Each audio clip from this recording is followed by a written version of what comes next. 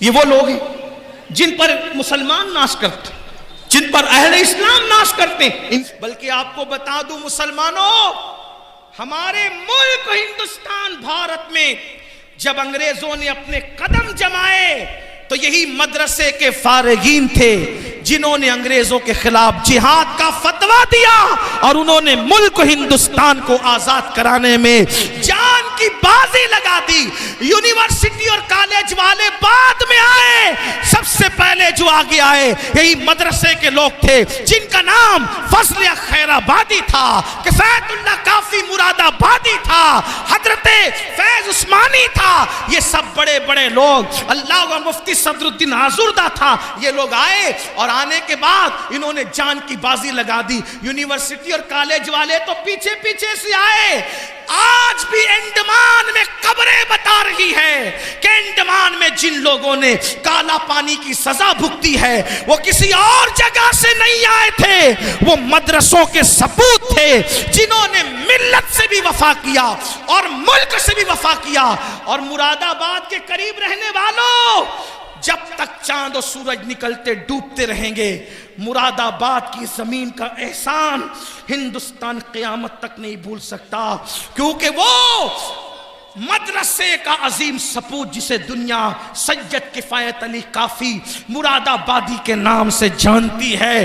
اللہ اکبر! اسی ملک ہندوستان کے لیے اس اللہ کے ولی نے قربانی دی، شہید ہوئے، پھانسی کا پھندا چوما، لیکن جب ان کی قبر کھلی تو ان کا جسم صحیح سلامت تھا۔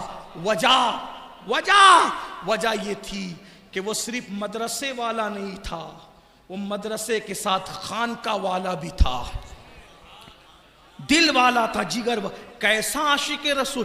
ارے لوگوں کی ٹرین اگر تیز چلنے لگے تو دل دہلنے لگتے ہیں، قلم ہاتھ سے چھوٹ جاتا ہے، لیکن سید کفایت علی کافی مراد آبادی رحمت اللہ علیہ کو جب پھانسی دی جانے لگی تو کہا کہ تمہاری آخری خواہش کیا ہے؟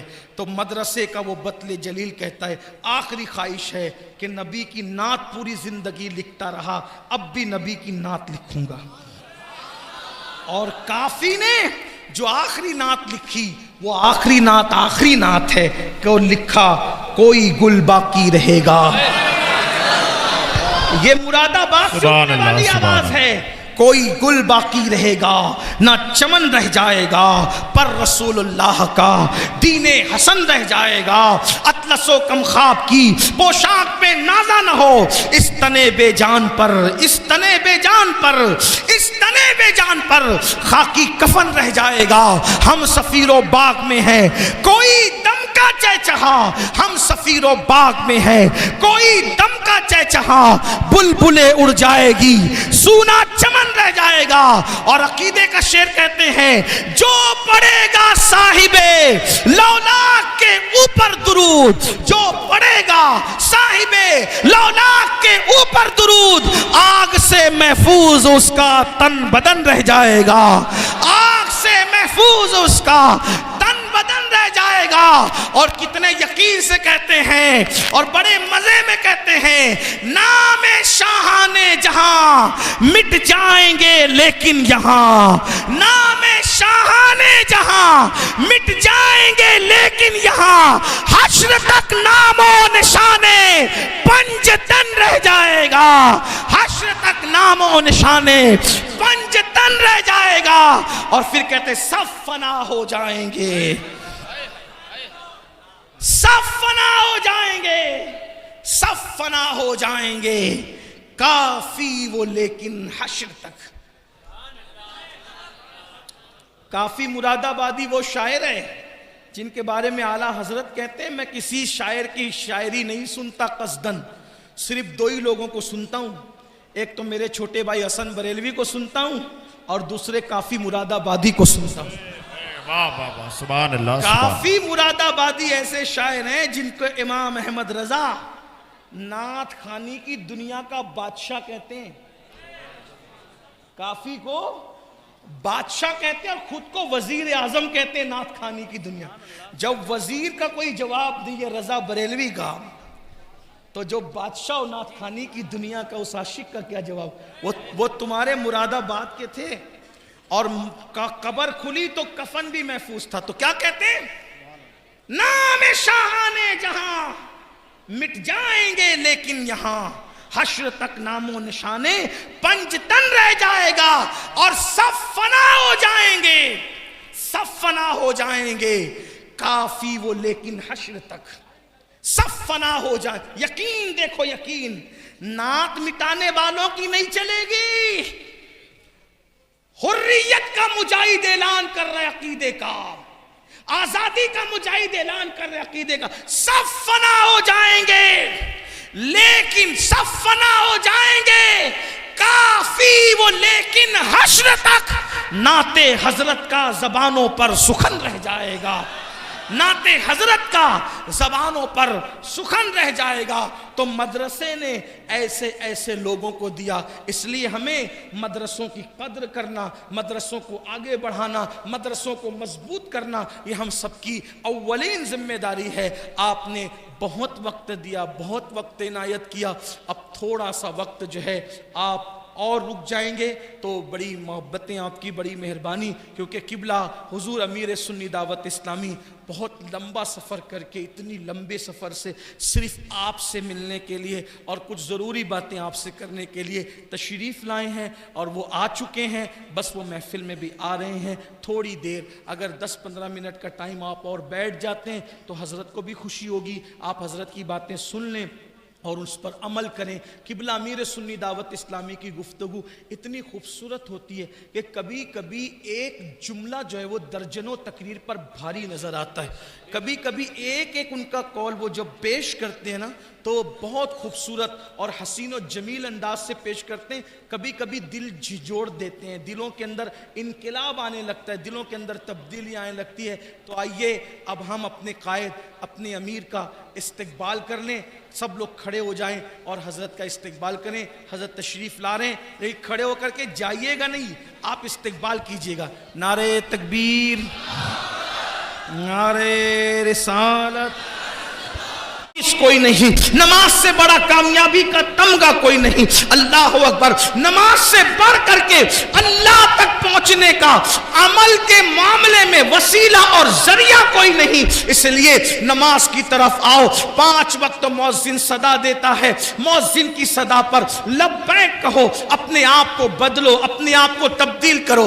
نماز پڑھنے سے اتنی مصیبتوں سے بچو گے. اور سب سے بڑی بات، انشاءاللہ جب نمازی بن جاؤ گے تو دل کے اندر گناہ کی نفرت پیدا ہوگی، دل کے اندر گناہ کی نفرت پیدا ہوگی. گناہ کے ماحول سے نکلو گے، نیکیوں کے ماحول کی طرف آؤ گے. انشاءاللہ یہاں بھی کامیابی ہوگی، وہاں بھی کامیابی ہوگی. ہر باپ چاہتا ہے میرا بچہ سدھر جائے. اللہ کے رسول علیہ السلام کے ظاہری دور میں ایک جوان کی شکایت لوگوں نے کی، یا رسول اللہ یہ جو جوان ہے نا میرے آقا، گناہ کرتا ہے، برائی کرتا ہے، ناجائز و حرام کام کرتا ہے. اللہ کے رسول نے فرمایا کیا یہ نماز بھی پڑھتا ہے؟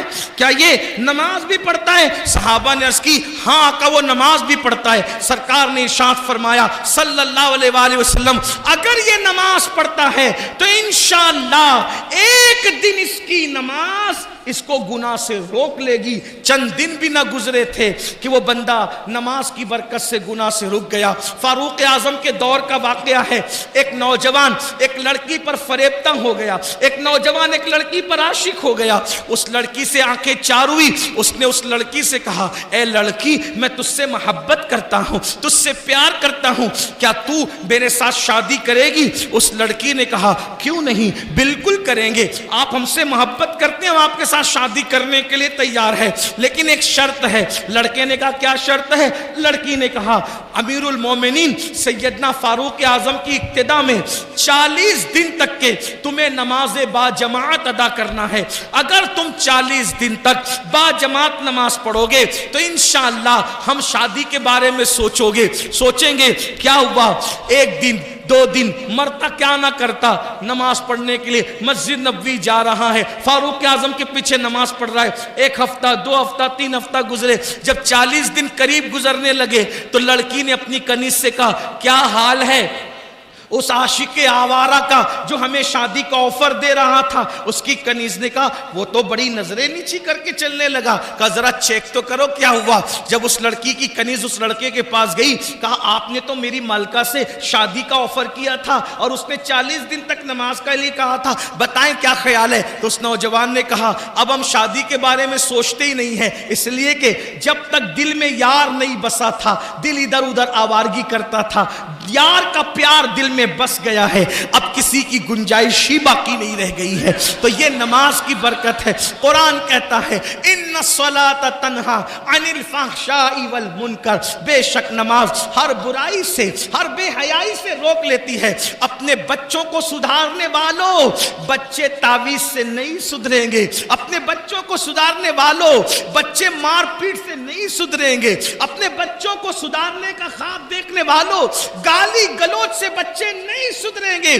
قرآن نے کتنا خوبصورت قانون دیا، نمازی بنا دو بچے بچے کو، انشاءاللہ دلوں میں نفرت پیدا ہوگی گناہ کی، دلوں میں نفرت پیدا ہوگی برائیوں کی، دلوں کے اندر گھن پیدا ہوگی برائیوں کی، اور نیکیوں کا جذبہ پیدا ہوگا، نیکیوں سے محبت پیدا ہوگی، خود بخود انسان اللہ کے قریب ہوتے ہوئے چلا جائے گا۔ کہتے ہیں ایک دور میں حضرت سیدنا ذوالنون مصری کا دور تھا۔ ذوالنون مصری کے دور میں ایک لڑکی تھی جو ماحول خراب کر رہی تھی، بگڑ گئی تھی، اور بگڑنے کی وجہ سے ماحول خراب کر رہی تھی۔ وہ رقص کرتی تھی، وہ ناچتی تھی، وہ گانے گاتی تھی، اس کا میوزک کا انداز بہت اچھا تھا، لوگ اس کے پاس آتے اور گانے سنتے، اس کا ناچ دیکھتے اور اس کے ناچ میں مبتلا ہوتے۔ ایک دن محلے کے کچھ شریف لوگ حضرت سیدنا ذوالنون مصری کے پاس آئے اور آنے کے بعد کہنے لگے اے اللہ کے برگزیدہ ولی، اے اللہ کے بندے، ایک لڑکی ہمارے محلے میں آئی ہے اور وہ اتنا اچھا ڈانس کرتی ہے، ناچتی ہے، گاتی ہے، یعنی اس کے میوزک کا، ناچنے گانے کا انداز یونیک ہے، انفرادی ہے، سب سے ہٹ کر ہے۔ دن بدن لڑکے اس کے دام تصویر میں، دام فریب میں مبتلا ہو رہے ہیں۔ اے ذوالنون ایک کام کرو، تمہارے تعلقات بادشاہ تک ہے، تمہارے تعلقات بڑے بڑے اوپر لیول تک ہے، ایک کام کرو اس لڑکی کو ہمارے مصر سے نکال دو، ہمارے علاقے سے نکال دو، ہمارے محلے سے نکال دو۔ حضرت سیدنا ذوالنون مصری فرماتے ہیں لوگوں یہ بتاؤ تمہیں ناچ بند کرانا ہے یا لڑکی کو محلے سے نکالنا ہے؟ تو لوگوں نے کہا ہمیں تو ناچ بند کرانا ہے۔ تو حضرت ذوالنون مصری نے فرمایا تو محلے سے پھر مت نکالو، کیونکہ اگر ہم اس کو اپنے محلے سے نکال دیں گے وہ کسی اور محلے میں جا کے ناچے گی، ہم اپنے شہر سے نکال دیں گے کسی اور شہر میں جا کے گندگی پھیلائے گی، یہاں تو ذوالنون مصری ہے وہاں کون ذوالنون مصری ہوگا؟ تو صوفیہ کا طریقہ کیا ہے؟ صوفیہ کا طریقہ یہ ہے کہ وہ گناہ سے نفرت کرتے ہیں، گنہگار سے نفرت نہیں کرتے، وہ بیماری سے نفرت کرتے ہیں، بیمار سے نفرت نہیں کرتے۔ حضرت ذوالنون مصری نے فرمایا ٹھیک ہے اگر اس لڑکی کا ناچ بند کرانا ہے تو انشاءاللہ مجھ پہ چھوڑ دیں، میں وہ بند کرا دوں گا۔ کہتے ہیں حضرت ذوالنون مصری نے اس لڑکی کے پاس اپنے مرید کو، خادم کو بھیجا اور کہا جاؤ اس لڑکی سے پوچھو تو صحیح کہ وہ ایک رات میں کتنا پیسہ کما لیتی ہے، کتنے روپے کما لیتی ہے۔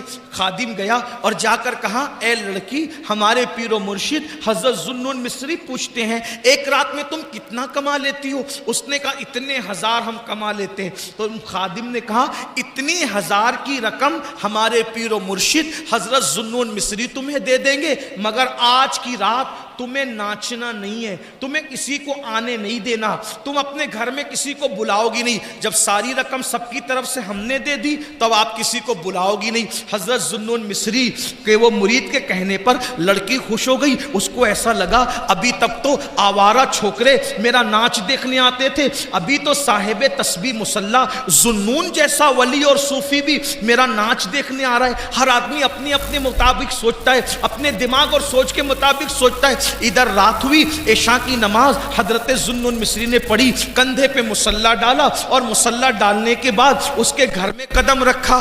جیسے ہی گھر میں قدم رکھا، لڑکی نے پہلی مرتبہ حضرت ذوالنون مصری کو دیکھا اور اس نے دیکھ کر سوچا سب آ کر کے مجھے ایسی للچائی ہوئی نظر سے دیکھتے ہیں جیسے قصاب کی دکان پر گوشت کے لوتھڑے کو لوگ للچائی ہوئی نظر سے دیکھتے ہیں، ایسے سب، لیکن آج ذوالنون آ کر نظریں جھکاتے ہیں، سلام کرتے ہیں۔ میں نے پوچھا، اس لڑکی نے پوچھا کیا بات ہے ذوالنون؟ تو آپ نے فرمایا میں نے رات بھر کی پوری قیمت دے دی ہے، آج رات تم کو میرے ساتھ گزارنا ہے۔ لڑکی نے کہا کیا مطلب؟ فرمایا بیٹی آج ہم رات کو نماز پڑھیں گے۔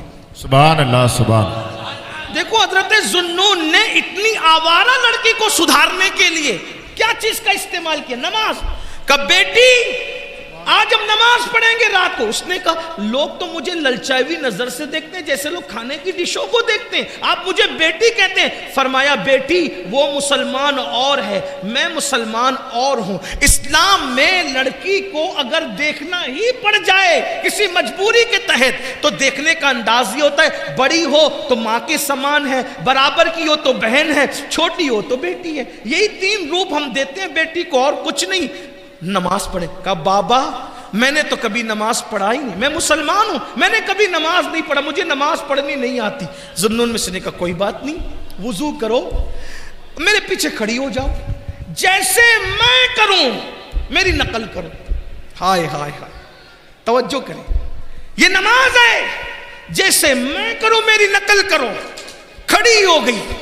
ذوالنون مصری نے قرآن پڑھا۔ قرآن کا اپنا اثر ہے، قرآن دلوں کو بدلتا ہے، قرآن انقلاب پیدا کرتا ہے، قرآن تبدیلی لاتا ہے، قرآن دلوں کے زنگ کو دور کرتا ہے، قرآن دلوں کو چمکاتا ہے، قرآن اللہ اکبر دلوں کے اندر گناہوں کی زنجیروں کو توڑ کر کے اللہ سے رشتہ جوڑ دیتا ہے۔ 23 سال کی قلیل مدت میں عرب کے بوریا نشینوں کو جو آسمان ہدایت کا تارا بنایا تھا وہ اللہ کی کتاب پڑھ کے بنایا تھا، قرآن کی برکتوں سے بنایا تھا۔ فاروق اعظم کو اسلام ملا، بہن نے قرآن پڑھا، عمر مسلمان ہو گئے۔ اللہ اکبر، قرآن کی برکت سے عمر جیسے لوگ اسلام کو ملے۔ قرآن، میرے آقا فرماتے ہیں بعض شہر ایسے ہیں جو جنگ کی وجہ سے فتح ہوئے ہیں، مدینہ ایسا شہر ہے جس کو ہم نے قرآن کی برکت سے فتح کیا ہے۔ اللہ اکبر، اندازہ کریں حضرت ذوالنون مصری نے قرآن پڑھنا شروع کیا۔ وہ لڑکی ناچ گانے اور تماشوں میں اتنی ڈوبی ہوئی تھی اس کو کبھی رونا ہی نہیں آیا تھا، لیکن آج جب حضرت ذوالنون مصری نے قرآن پڑھا تو وہ ہمک ہمک کر ہچکیاں لے کر کے رو رہی تھی۔ ذوالنون قرآن پڑھتے جا رہے تھے اور اس کی آنکھوں میں آنسو آ رہے تھے۔ کہتے ہیں گناہوں کے دھبوں کو جو دل پہ لگ جاتے ہیں 7 سمندر کا پانی بھی دھل نہیں پاتا، مگر ندامت کے آنسو دل پہ لگنے والے دھبوں کو دھل دیا کرتے ہیں۔ موتی بنا کے شان کریمی نے چن لیے قطرے جو تھے میرے عرق انفعال کے، شرمندگی اور ندامت کے آنسو بڑے قیمتی ہوتے ہیں۔ جہنم کو دنیا کا کوئی پانی نہیں بجھا سکتا، لیکن گنہگاروں کے آنسو جو اللہ کے خوف سے نکلتے ہیں وہ بھی جہنم کی آگ کو بجھا دیتے ہیں۔ ذوالنون مصری نماز پڑھ رہے تھے، قرآن کی تلاوت کر رہے تھے، رقاصہ نچنیاں ہمک ہمک کر کے رو رہی تھی، آنسو آ رہے تھے۔ ذوالنون نے اللہ اکبر کہا، رکوع میں سر رکھ دیا، رکوع سے اٹھے اور پیشانی زمین پہ رکھ دی۔ لڑکی نے بھی حضرت ذوالنون کی نقل میں سر سجدے میں رکھ دیا۔ ذوالنون نے سبحان ربی الاعلیٰ زبان سے کہا اور دل سے کہا مولا بہت محنتوں سے یہاں تک لایا ہوں، سبحان اللہ سبحان مولا بہت محنتوں سے یہاں تک لایا ہوں، یہاں تک لانا میرا کام تھا، اس کے آگے سنبھالنا تیرے کرم پر ہے مولا۔ اگر تیرے کرم نے سہارا نہیں دیا تو دنیا کی کوئی طاقت اس کو دوسرا سجدہ نہیں کروا سکتی۔ دنیا نے دیکھا ذوالنون نے جب سجدے سے سر اٹھایا تو نماز پوری کی تو وہ لڑکی تھی نہیں، وہ غائب تھی۔ اب وہ لڑکی کو ڈھونڈا گیا، نہیں ملی، نچنیاں کہاں گئی، رقاصہ کہاں گئی، نچنیاں کہاں گئی، رقاصہ کہاں گئی، نہیں ملی نہیں ملی نہیں ملی نہیں ملی۔ ایک دن وہ لڑکی، وہ رقاصہ قصہ پارینہ بن گئی، ماضی کا بھولا ہوا قصہ بن گئی۔ اچانک ذوالنون مصری ایک وقت رات کے آخری پہر میں نماز تہجد کے بعد مصروف ذکر اذکار تھے، ایسے میں حضرت سیدنا ذوالنون مصری کو غیب سے آواز آتی ہے، ذوالنون، ذوالنون، میرے یار، میرے دوست، میرے ولیہ کا انتقال ہو گیا ہے، جاؤ اس کے جنازے میں شرکت کرو، اسے کاندھا دو، اسے کفن سونپو، اسے قبر میں لٹاؤ۔ ذوالنون مصری آنکھ کھلی، گئے، کیا دیکھا؟ حضرت ذوالنون نے جیسے ہی کپڑا ہٹایا، جیسے ہی کپڑا ہٹایا، پیروں کے نیچے سے زمین کھسک گئی، کوئی اور نہیں تھا، وہی وہ رقاصہ اور نچنیاں تھی۔ چند دنوں پہلے حضرت ذوالنون نے جس کو سجدہ کروایا تھا، ایک سجدہ، وہی رقاصہ، وہی نچنیاں تھی جس کا لاشا پڑا ہوا تھا چہرے پر حضرت ذوالنون نے جب وہ کپڑا ڈال دیا، یہ تو عورت ہے، یہ وہی عورت ہے جس کو میں نے پہلا سجدہ کرایا تھا، لیکن عورت ہے، نہلانے کے لیے عورتیں چاہیے، کفن پہنانے کے لیے عورتیں چاہیے۔ حضرت ذوالنون شہر میں واپس آئے، اور واپس آنے کے بعد حضرت ذوالنون نے چند عورتوں کو ساتھ لیا، مردوں کو ساتھ لیا، اور خواتین سے کہا چلو کسی ولیہ کو غسل دینا ہے، کفن پہنانا ہے۔ جب گئے، جب سارا مجمع وہاں پہنچا تو وہاں کچھ نہیں تھا، کوئی نہیں تھا۔ حضرت ذوالنون پریشان تھے، یا اللہ وہ لاشا کہاں چلا گیا، وہ لاشا کہاں چلا گیا؟ تو ایک نور کا خط لکھا ہوا دیکھا، ذوالنون جو ہمارے ہو جاتے ہیں ہم کسی اور کے کفن دفن کا محتاج بھی نہیں رکھتے، وہ انتظام ہم خود ہی کر لیا کرتے ہیں۔ حضرت ذوالنون نے سوچا، یا اللہ میں نے پہلا سجدہ کرایا تھا، اتنی مقبول کیسے ہو گئی؟ گئے، تفکرات میں تھے، سوچ میں تھے، سوچ و فکر میں ڈوبے ہوئے تھے، سوچ و فکر میں ڈوبے ہوئے تھے، نیند نہیں آ رہی تھی۔ اچانک آنکھ لگی تو کیا دیکھا؟ وہی لڑکی ہے جو جنتی لباس پہن کر جنت کے باغوں میں ٹہل رہی ہے، وہ کامیاب ہو گئی، وہ کامیاب ہو گئی، وہ کامیاب ہو گئی، وہ جنت کے باغوں میں ٹہل رہی تھی۔ ذوالنون مصری نے کہا، اے لڑکی، تو وہی رقاصہ ہے نا جو ہمارے محلے میں ناچتی تھی، رقص کرتی تھی، ناچتی تھی، یہ بتا یہ مرتبہ تجھے کیسے مل گیا؟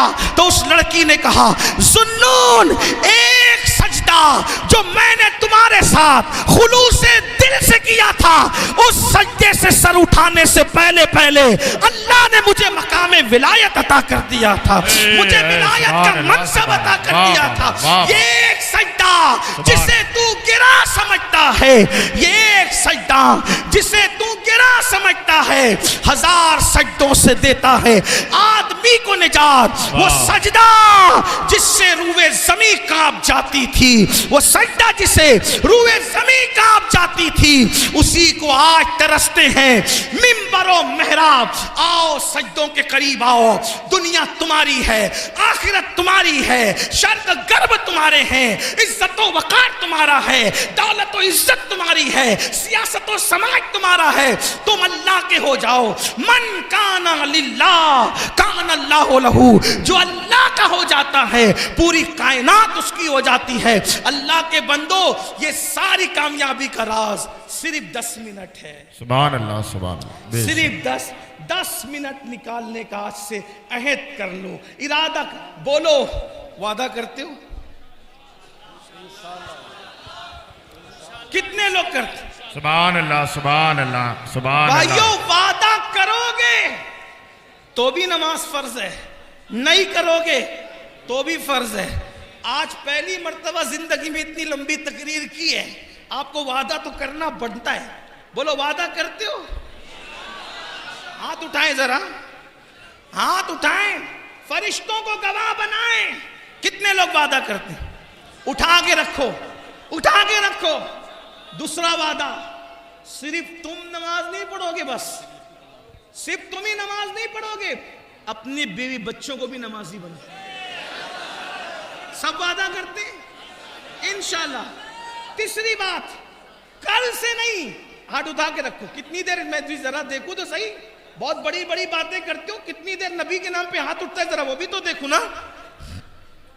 تیسری بات، کل سے نہیں، آج سے، ابھی سے پڑھیں گے، جن کی عشاء باقی ہے پڑھیں گے انشاءاللہ، پڑھیں گے انشاءاللہ۔ اگر ایسا ہوا تو 2.25 گھنٹے میرا اتنا چیخنا کامیاب ہوگا انشاءاللہ۔ امروہہ والو، میں نے آج تک اتنی لمبی تقریر کہیں نہیں، شاید یہ پہلی مرتبہ 2.25 گھنٹہ میں نے، اس لیے کہ میری عادت ہے میں 1.5 گھنٹے سے زیادہ کہیں نہیں بولتا، لیکن آج غوث اعظم کا خصوصی کرم، سبحان اللہ سبحان غریب اللہ، نواز واہ کی واہ۔ خصوصی عنایتیں، صابر پاک کی نظر کرم، رسول پاک کی امداد، آج آپ اور ہم دونوں ایک دوسرے سے 2.25 گھنٹہ مخاطب رہے، لیکن امروہہ والو تمہاری یہ محبت بھی مجھے مرتے دم تک یاد رہے گی۔ سبحان اللہ، نعرہ تکبیر، نعرہ رسالت، مسلک اعلی حضرت، بہار طیبہ کانفرنس، علامہ سید امین القادری صاحب قبلہ، نعرہ تکبیر، جشن دستار بندی، مدرسہ عثمانیہ فیضان رضا، سرزمین امروہہ، علماء اہل سنت۔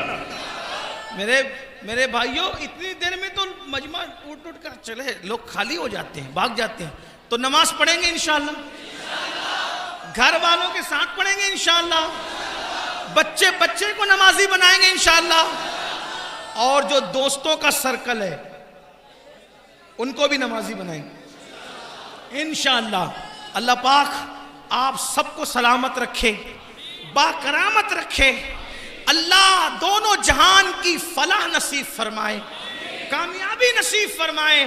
اور آج جس مدرسے کا یہ سالانہ اجلاس ہے فیضان رضا، اللہ اس مدرسے کو بھی دین 11ویں رات 12ویں ترقی عطا فرمائے۔ ماشاءاللہ 25 فارغین مجھے بتائے جا رہے ہیں، قاری یامین صاحب نے 25 فارغین ہیں ماشاءاللہ۔ اور صرف یہی مدرسہ نہیں، عاشقان رسول کے جتنے مدارس ہیں ہر مدرسے کی مدد کرو، تعاون کرو۔ جامعہ نعیمیہ ہوا اور آس پاس کے جتنے سب علاقے ہیں، ادارے ہیں، اور جامعہ اشرفیہ ہوا اور جامعۃ الرضا ہوا، منظر اسلام جو بھی ہیں ہمارے عشاق کے، اس لیے کہ جب تک مدرسے سلامت ہے ہمارا دین سلامت ہے۔ العلم حیات الاسلام و عماد الدین، علم اسلام کی زندگی ہے، دین کا ستون ہے۔ یاد رکھنا، نمازی تو محلے سے مل سکتے ہیں لیکن امام صرف مدرسوں سے ملتے ہیں۔ نمازی کہیں سے بھی پکڑ کے لائے جا سکتے ہیں مقتدی، امام مدرسے سے ملتا ہے۔ اس لیے مدرسوں کی قدر کرو اور مدرسوں کی اہمیت جانو، مدرسوں کو مضبوط کرو۔ مدرسے مضبوط ہوں گے ہمارا دین مضبوط ہوگا، اس لیے کہ ہماری جو ٹکی ہوئی دین کی عمارت ہے وہ مدرسوں سے ہے۔ بلکہ آپ کو بتا دوں مسلمانوں، ہمارے ملک ہندوستان بھارت میں جب انگریزوں نے اپنے قدم جمائے تو یہی مدرسے کے فارغین تھے جنہوں نے انگریزوں کے خلاف جہاد